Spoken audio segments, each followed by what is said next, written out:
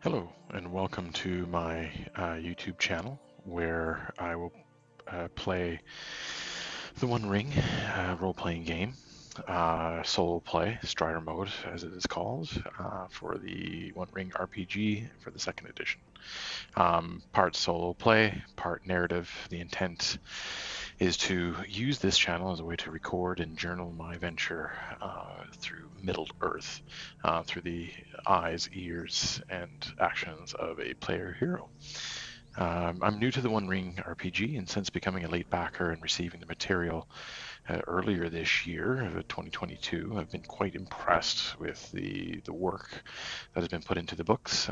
The writing has been superb, the look and the feel of the game, and of course how the game plays, both as a player and then as running the game as a lore master. One of the goals of doing this is to learn the system, the rules, and develop more of a knowledge of Tolkien's world he created.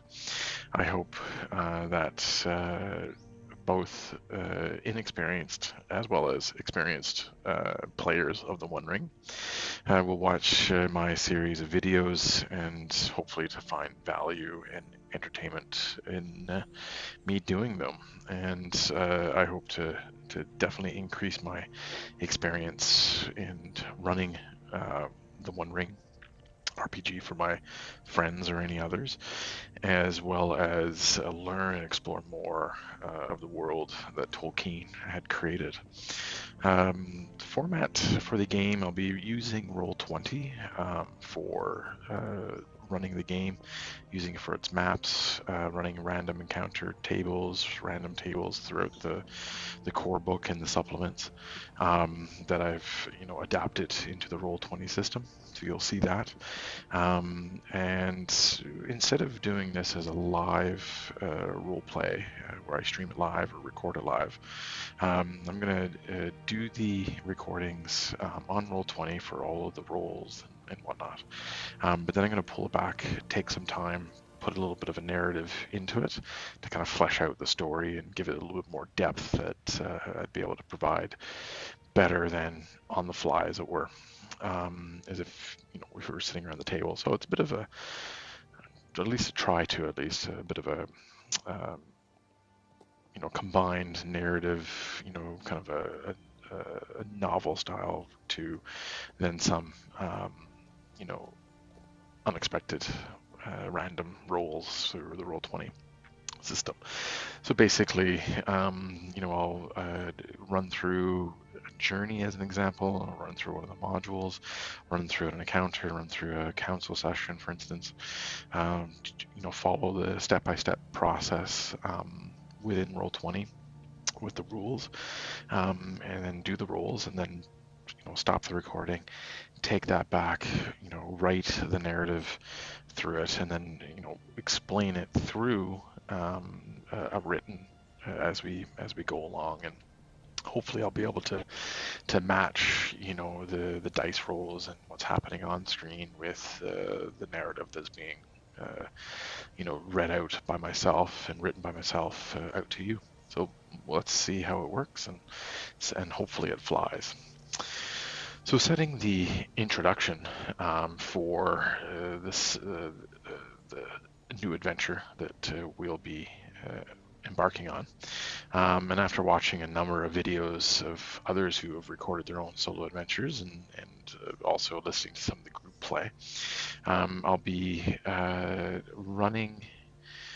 I've created a Hobbit, not a Hobbit of the Shire, but a one from the Bree-Land, as I want it to really tap into the Shire resource compendium that was attached, or that comes with the starter set, and be able to explore the Shire, as a solo adventurer, and the lands beyond. Once, if the roles, if patron quests, if rumors, kind of get you to kind of flow out past the Shire, but the intent is to kind of explore the Shire first, and through the eyes of a Hobbit that's from outside of the Shire, experiencing the Shire and all that's within it for the first time.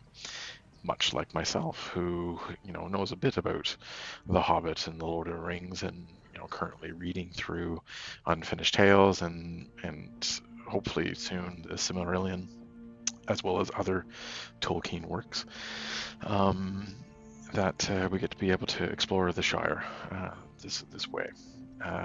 And the other thing too is, I think the Shire is prime set for a solo adventurer. Maybe not so much for a group play, as people do want kind of that more dark fantasy kind of style, and ruggedness and adventure with other races, such as the dwarves and rangers of the north, men of Bree and Bjornings and the Barnings, etc. So anyway, we'll see where that goes.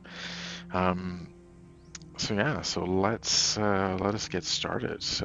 Where the road goes from here for our young hobbit, who knows? But as Bilbo said to Frodo, it's a dangerous business going out your door.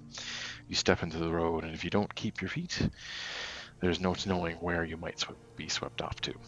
So come with me, and hopefully you enjoy.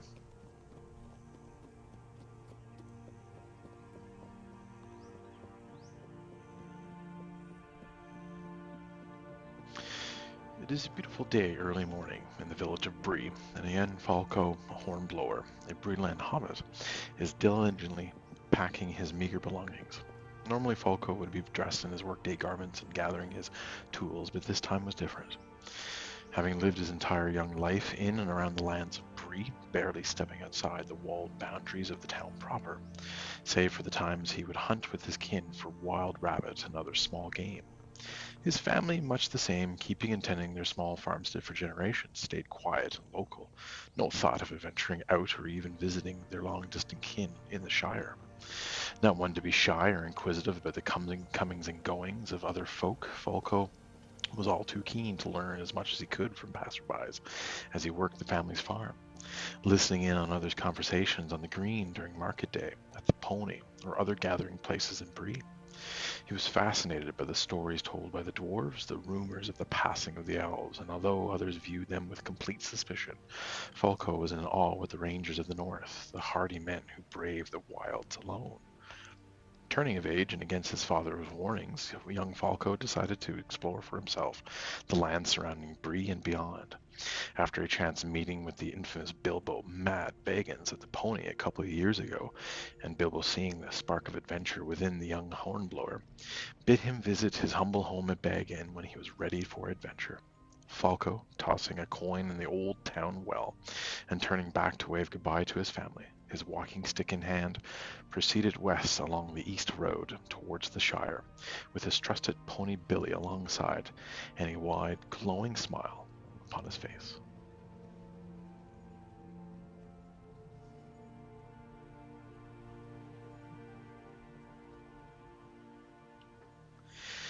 The day was sunny and bright, and the spring air still cool, remnants from the colder than usual winter Bree and the surrounding lands had experienced for some time.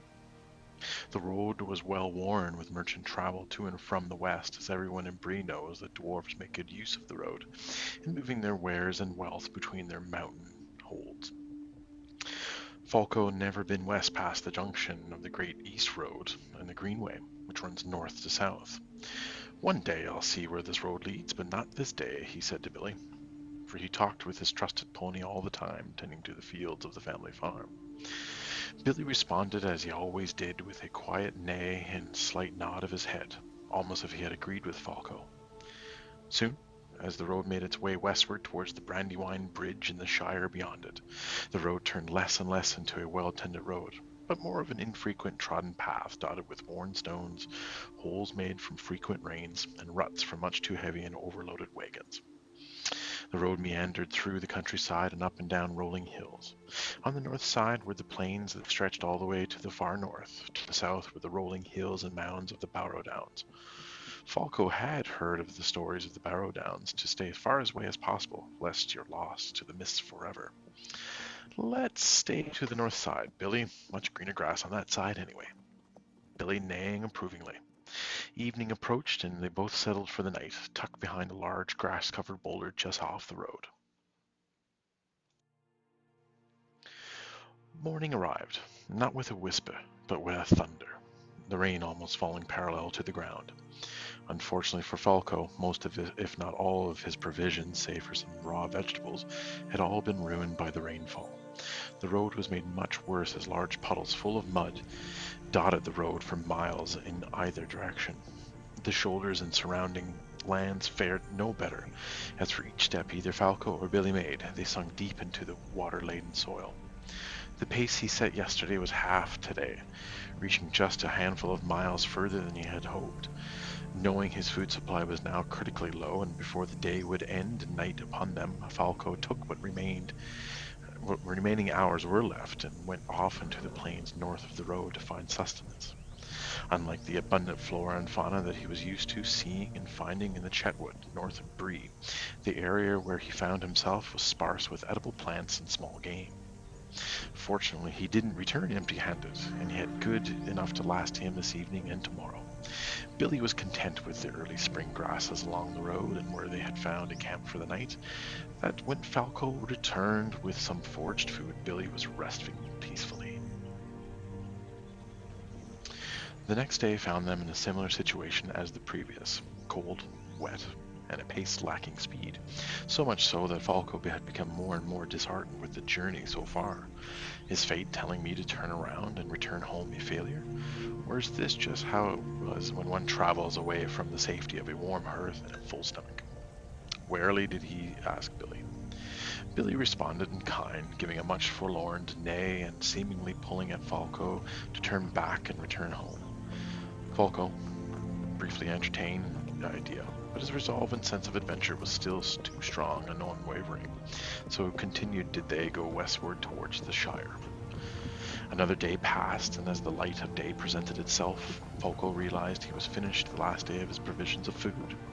The journey had taken longer than he had thought, thinking he would be able to restore his supplies at the first market he come across in the Shire. But he still a full day's brisk walk to the Brandywine, he figured, so off he went to hunt for some wild rabbit and forage for whatever berry or root he might find. He was following a decent trail of a large-sized hare, which crossed from the North Plains over the road and into the edges of the old forests, just outside the Shire. Taking a moment to gather his wits and regaining the trail as it led down a fairly large rock-laden trench adjacent to the tree line, Folco carefully made his way down, when all of a sudden the gravel and rock gave way and he tumbled head over heels. The last thing Folco saw before going unconscious was a large boulder at the bottom of the trench. Billy, ever the faithful companion, stood at the top of the road, calling to him to wake up, but to no avail. Then, from along the way, a voice called to the pony. Who would this stranger be, and would he help young Folco, who now lay unconscious, slowly slipping away into the darkness?